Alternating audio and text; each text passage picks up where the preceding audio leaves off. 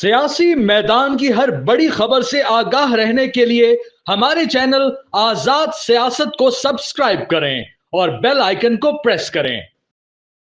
10 फरवरी को वकला का एहतजाज का जो ऐलान है आईनी तरमीम के खिलाफ, वो ठीक है कि एक सोशल मीडिया को मवाद मिल जाएगा, न्यूज़ चैनल्स को खबरें मिल जाएंगी, को थोड़ी बहुत इंटरनेशनल मीडिया में कवरेज हो जाएगी, बस इसके अलावा यानी कुछ और कोई ठोस इसका नतीजा नहीं मुझे दिखाई देता। वजह उसकी ये कि वकील कभी भी कोई सियासी तब्दीली या कोई आईनी तब्दीली सड़कों पे आके इस तरह कोई माजी में कोई मिसाल नहीं है हमारे यहाँ। कायदे आजम वकील थे जाहिर है, लेकिन उन्होंने जो वकीलों की मदद से आज़ादी हासिल नहीं की थी, सियासी और अवामी हिमायत के साथ उन्होंने आज़ादी हासिल की थी। दूसरा जो हमारा वकीलों की तहरीक है वो इफ्तिखार चौधरी की बहाली की तहरीक थी।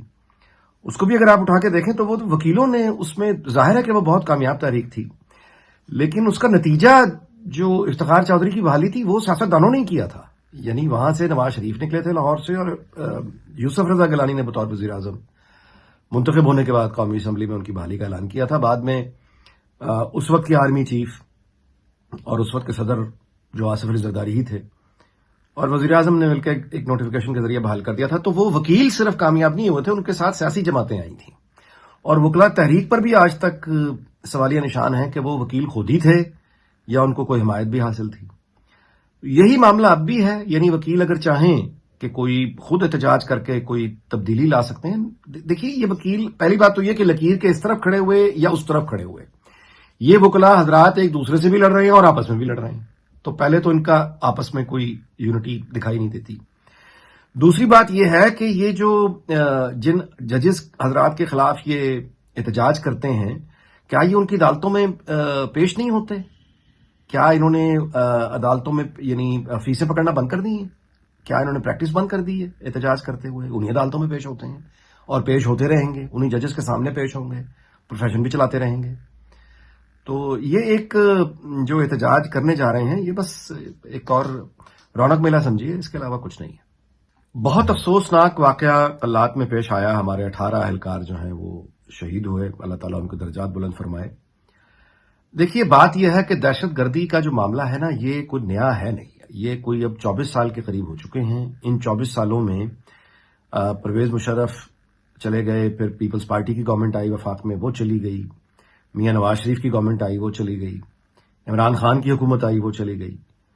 और दूसरी तरफ देखें तो वहां भी परवेज मुशर्रफ के बाद अशफाक परवेज कियानी आए, उसके बाद राहील शरीफ आए, फिर कमर जावेद बाजवा आए। तो जिसका मतलब है कि 4 वफाकी हुकूमतें और 4 आर्मी चीफ अब तक इन 24 सालों में घर जा चुके हैं। लेकिन वो मसला दहशतगर्दी का वहीं का वहीं, यानी कम होती है, खत्म होती है, फिर उभर आती है। तो मुस्तकिल इलाज कोई नहीं हो रहा। एक तो ये कि ये कोई दहशतगर्दी जो है, ये एक वजह नहीं है और एक कोई पाइपलाइन नहीं है जहां से ये आ रहे हो। ये मुख्तलिफ कॉम्प्लेक्स डायमेंशंस हैं। बलूचिस्तान में लड़ने वालों की रीजंस अपनी हैं, उनका गोल कुछ और है। अफगानिस्तान से जो लोग आते हैं उनका गोल, टीटीपी वाले मिसाल के तौर पे, उनका गोल कुछ और है, उनकी रीजंस और हैं। तो ये जो एक आप कहिए कि 24 सालों में अगर हमने कुछ सामने आया तो वो ये है कि तमाम तर रज़ाइम के बावजूद, तमाम तर एफर्ट्स के बावजूद, तमाम तर कोशिशों के बावजूद, बहुत कुर्बानियों के बावजूद ये मामला खत्म नहीं हो रहा और ये मौजूद है। तो इसका मतलब ये है कि कभी ना कभी तो वो वक्त आएगा। वो यानी पिछले 24 साल से एक प्रॉब्लम है, तो क्या अगले 24 साल भी रखनी है या 100 साल रखनी है? ये अब हमारे ऊपर डिपेंड करता है कि हम क्या रद्द-ए-अमल देते हैं।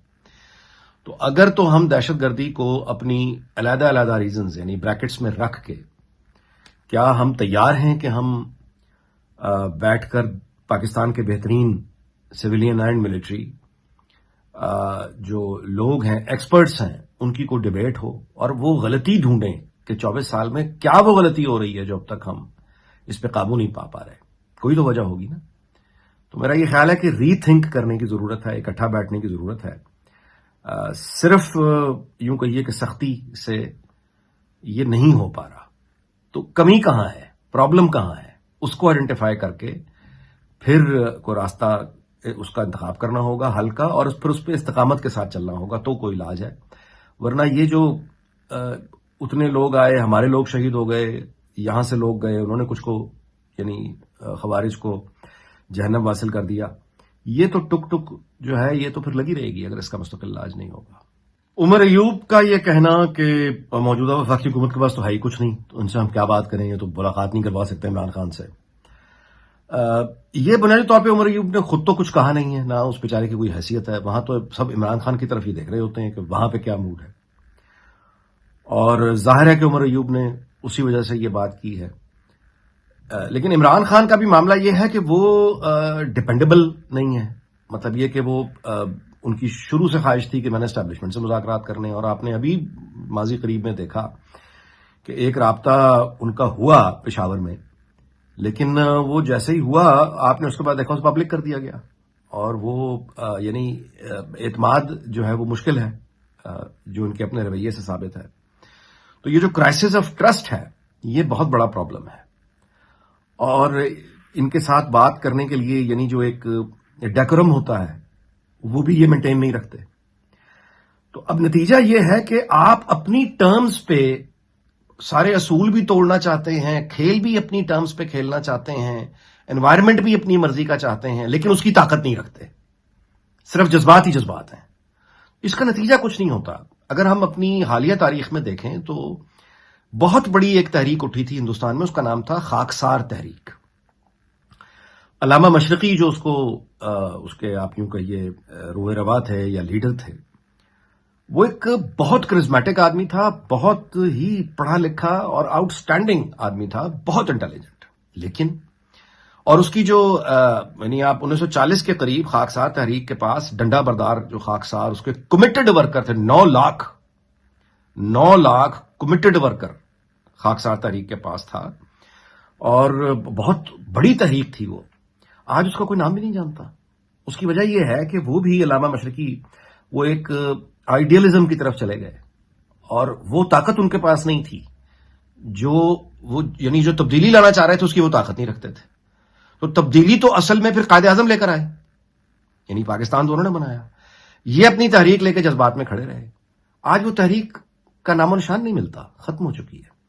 تو تحریک انصاف کو بھی یہ دیکھنا ہوگا کہ اگر وہ یعنی اس طرح کی خواہشات رکھنی اور اپنی ٹرمز پہ کھیلنے کی خواہشات جس کی وہ طاقت نہیں رکھتے، تو ایک دن ایک درد بھری کہانی بن کے وہ بھی ایک حوالہ بن کے رہ جائیں گے.